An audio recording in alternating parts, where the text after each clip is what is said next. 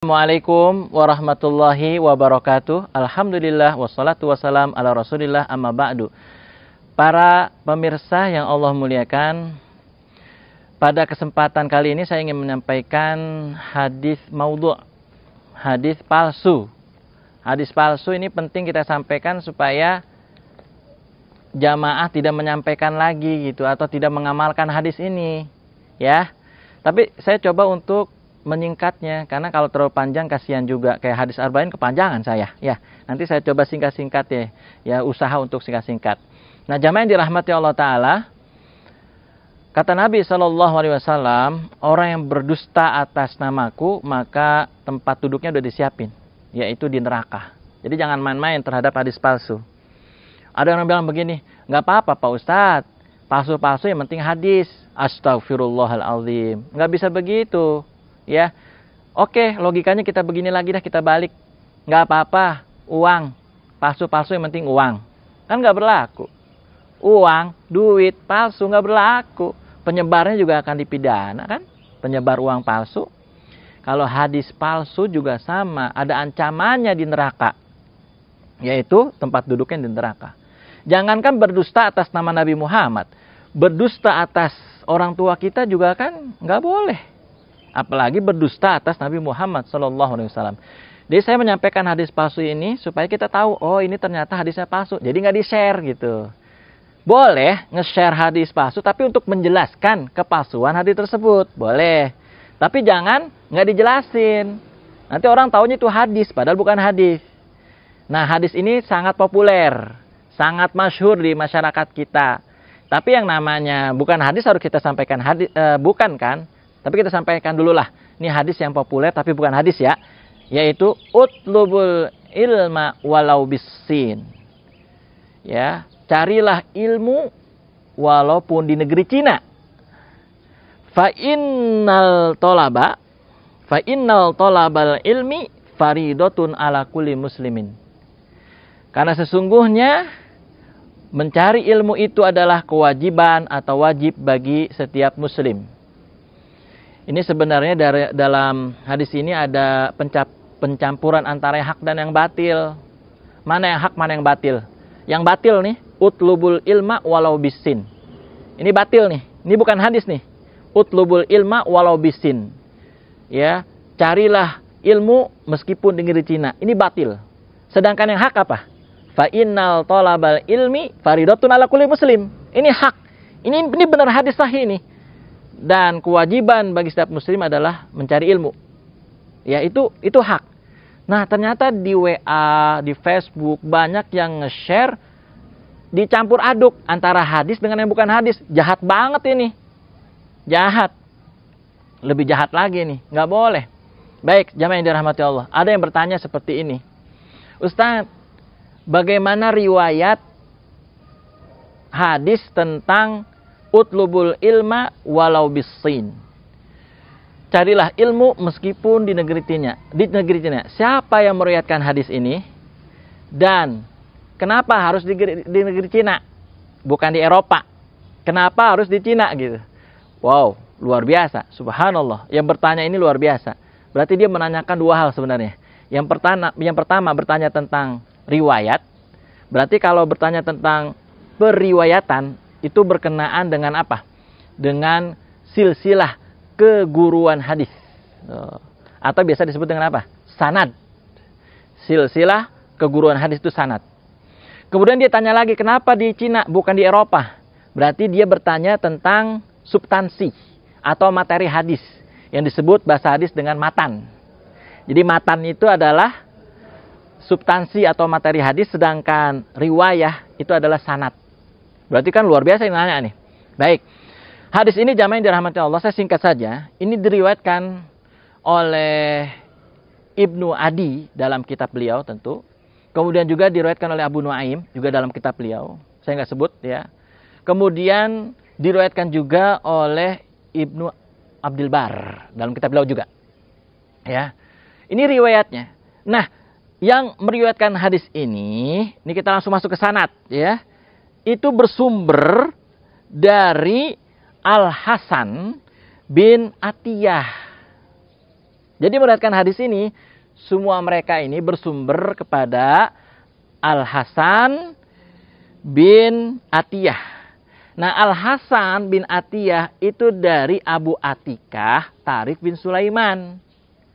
Abu Atikah Tarif bin Sulaiman dari Anas bin Malik.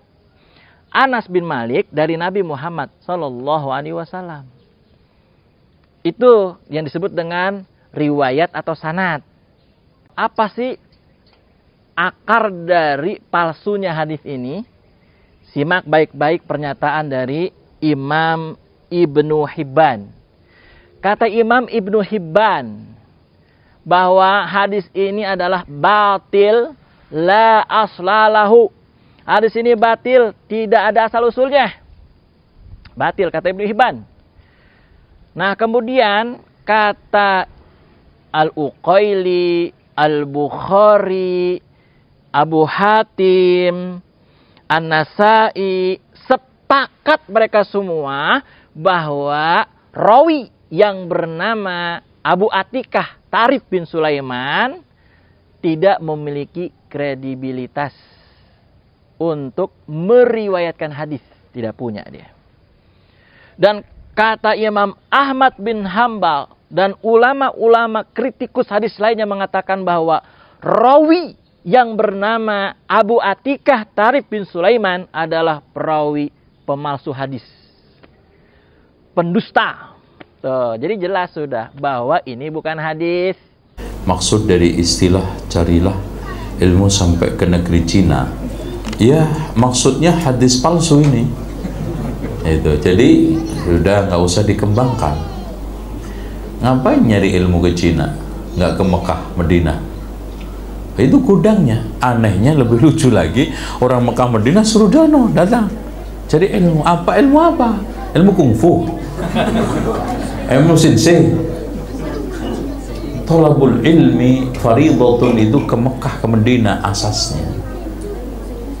Adapun hadis ini adalah hadis palsu yang dikeluarkan oleh Imam Ibnu Abdul Bar di dalam Jami'ul Ulum wa Jami'ul Ilmi wa Fadlih.